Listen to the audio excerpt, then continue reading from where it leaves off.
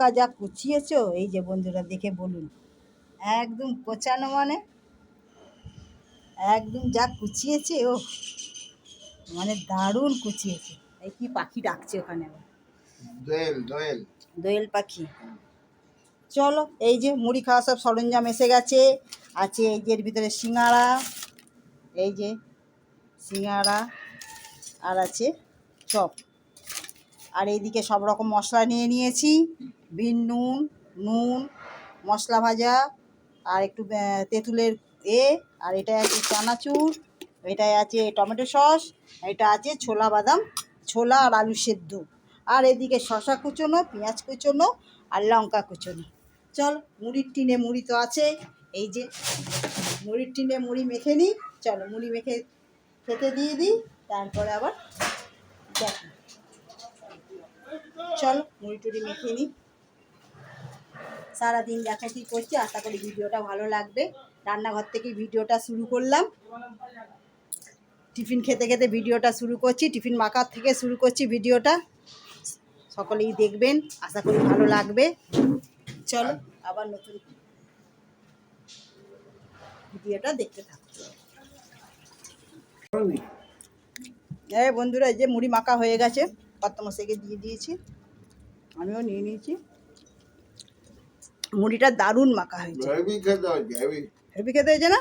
একদম পারফেক্ট, একদম সব রকম দেওয়া হয়েছে এর মধ্যে।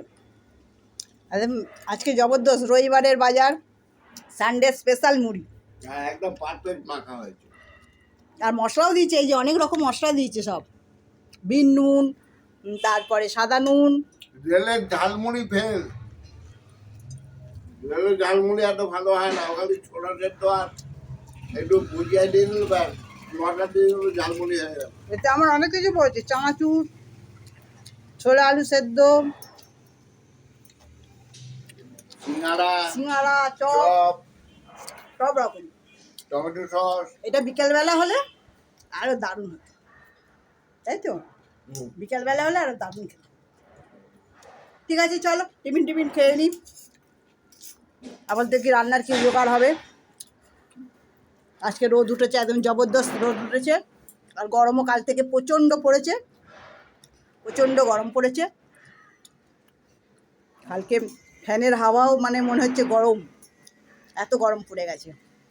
কলকাতায় তো এমনি গরম পড়ে বেশি, ভালোই গরম পড়ে গেছে।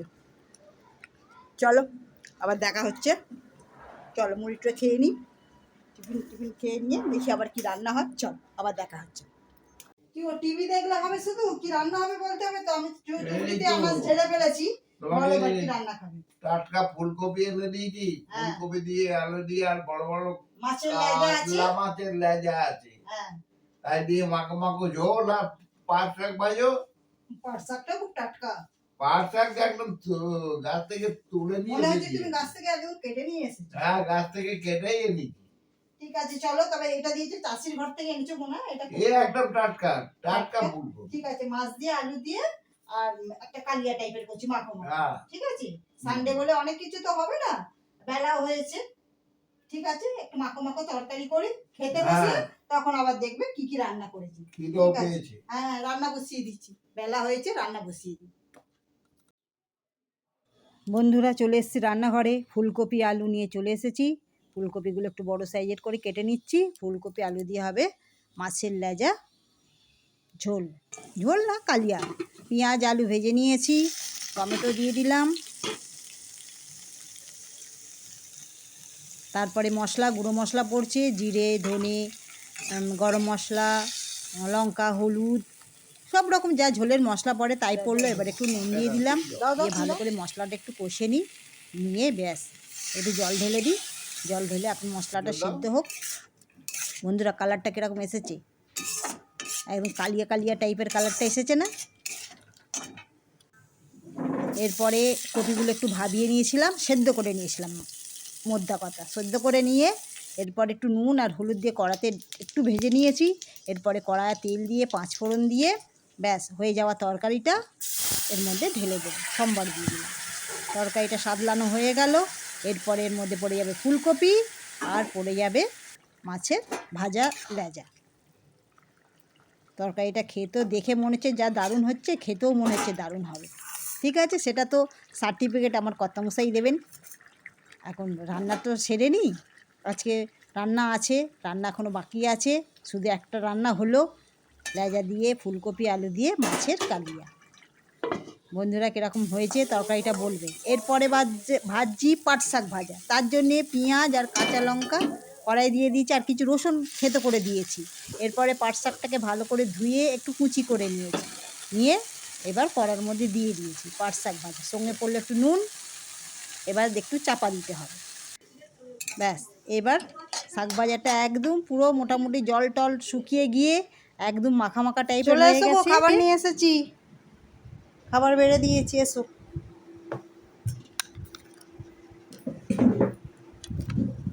শাক ভাজা দিয়ে দিয়েছি, আর এই যে মাছের ফুলকপি আলু দিয়ে তরকারি যেরকম বলেছো সেরকমই হয়েছে।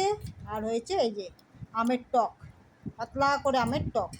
নাও বসে পড়ো, মাছের তরকারিটা পাতে দিয়ে দেবো। আমের ঝোল বলে, আমের ঝোল।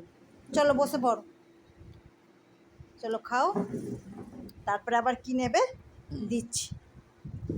শাক ভাজাটা দেখো, পাট শাকটা করেছি পেঁয়াজ আর রসুন কুচি করে দিয়ে ভেজে, তার মধ্যে পাট শাকটা ভেজেছি।